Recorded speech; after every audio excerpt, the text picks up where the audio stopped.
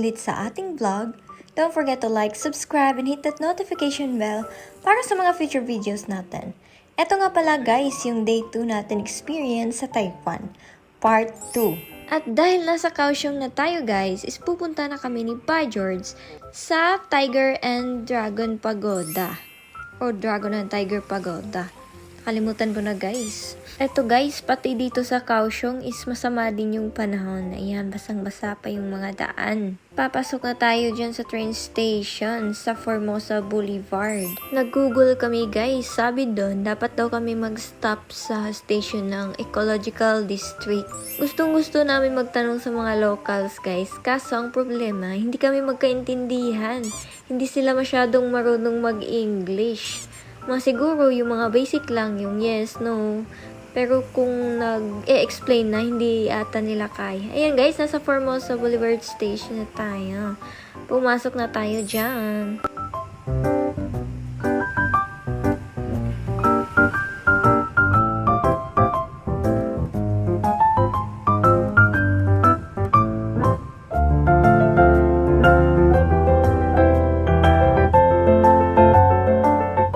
Siyempre guys, tumingin muna kami sa map. Ayan, you're here. Tapos eto yung stop natin sa Ecological District. And as usual guys, susundan lang natin yung arrow papuntang red line. Kasi red yung nasa map. Ayan, follow the leader tayo.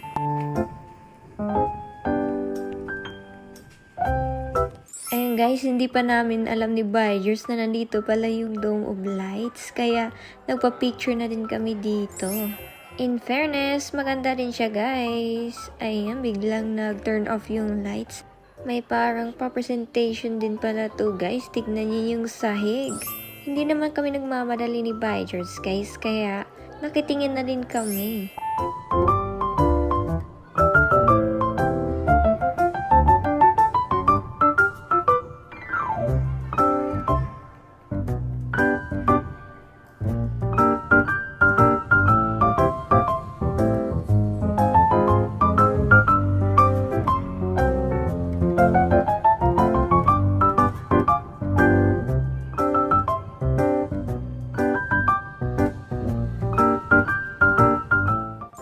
Okay guys, let's go back to business.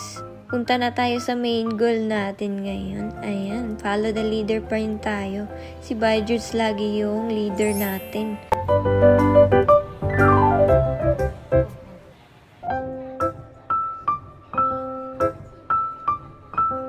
Nasa Ecological District na kami guys. Papalabas na kami. Ayan, nasa labas na kami. Nag-google pa si Buyers kung nasan yung gusto naming puntahan dun sa Dragon and Tiger Pagoda. At dahil malayo-layo pa siya guys, napagdesisyonan namin ni Buyers na sumakay na lang ng taxi para mas mapabilis yung pagdating namin dun. Kesa naman lakarin namin yung ilang kilometers. Pero naglakad-lakad pa kami kaunti guys kasi hindi kami sure kung pwede bang mag-stop yung mga taxi dito. Wala kasi kaming makitang taxi na nag-stop banda dito. At syempre guys, hindi din natin mabasa yung mga signages nila dito. Kahit yung mga nakasulat sa daan, hindi natin mabasa. Tingnan nyo to guys, para siyang park. Or baka park nga ito, pero hindi ko lang mabasa.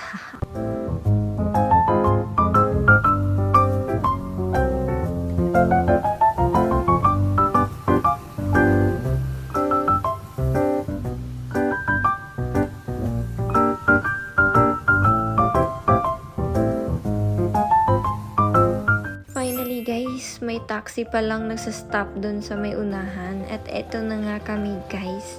Kaso closed yung Dragon and Tiger Pagoda, under construction. Kaya nasa may unahan na lang kami namamasyal. Malaki-laki din kasi pala dito. Marami ding pwede ikutan. Inuulan pa rin yung Taiwan guys. Buti na lang may dalang payong kami ni Buyers. Ayan guys, let's go pa rin tayo. Sabi nung kabayang napagtanungan namin is pwede daw pumasok dito. Kaya yan, magpakain na tayo sa dragon. Pero syempre guys, hindi naman malilimutan yung picture-picture. Nag-picture-picture muna kami ni Buyers bago pumasok sa bunganga ng dragon. Ayan, pumasok na tayo guys. Ready na kayo?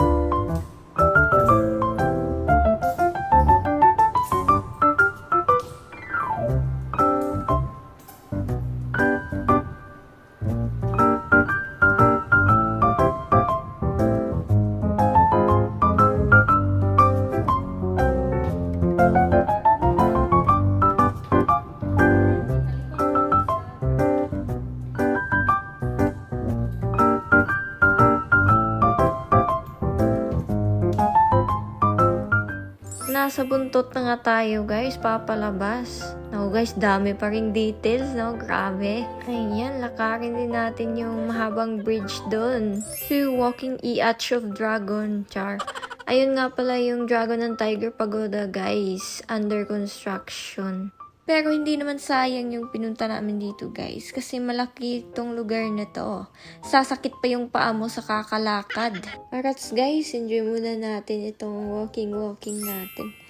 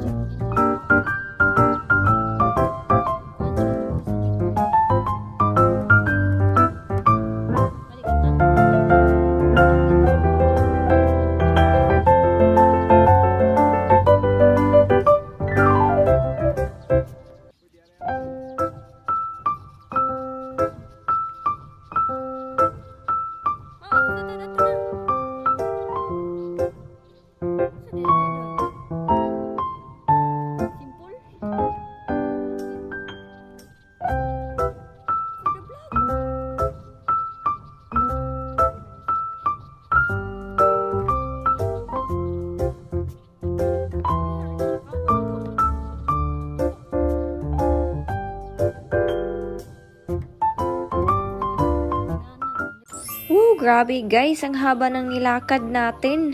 Pero go pa rin, ayan, pauwi na kami. Hindi na kami bumalik guys, kasi ang layo na nung narating namin. Eto na kami, dumaan na kami sa bridge, papunta sa kabila.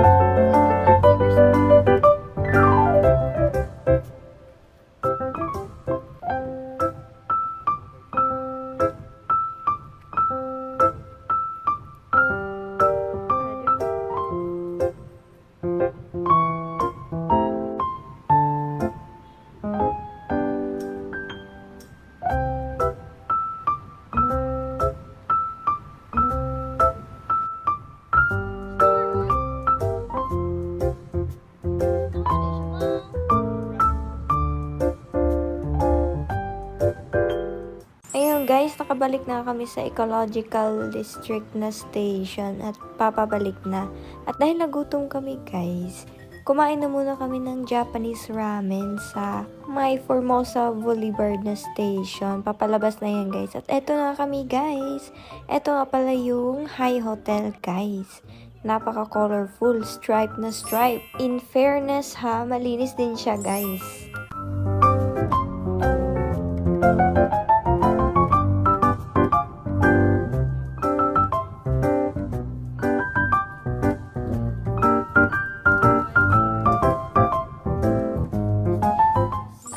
Ito yung CR nila guys. So far, working naman lahat ng mga facilities nila. Tsaka kumpleto yung mga amenities. Ito guys, yung with window yung pinili namin. Kaso hindi pala makita yung sa labas. Pero okay pa rin naman. At ayan guys, kahit busog pa kami ni Bajos guys, gusto pa rin namin kumain ng mga street foods nila sa labas. Kaya ayan, lumabas na kami para ma-try naman yung street market nila. Ayun guys, sa Kaohsiung Arena naman kami nagpunta. At sabi dun sa map is straight lang daw paglabas namin sa station. Makikita lang din agad yung night market. At nakalabas na nga tayo guys. Let's go. Straight na tayo. Based observation namin ni Bajus, parang walang masyadong tao guys. Kaya kinakabahan na kami. Baka for the second time, wala pa ring night market kaming madatnan. Nako. Let's see guys kung ma-disappoint ulit kami. At tama nga yung hinala namin guys. Walang open. Kaya uuwi kaming sad. Ayun guys, doon na lang kami bumili sa labas ng hotel. Anyways, dito muna magtatapos itong video natin guys. See you ulit sa next video. Bye bye for now.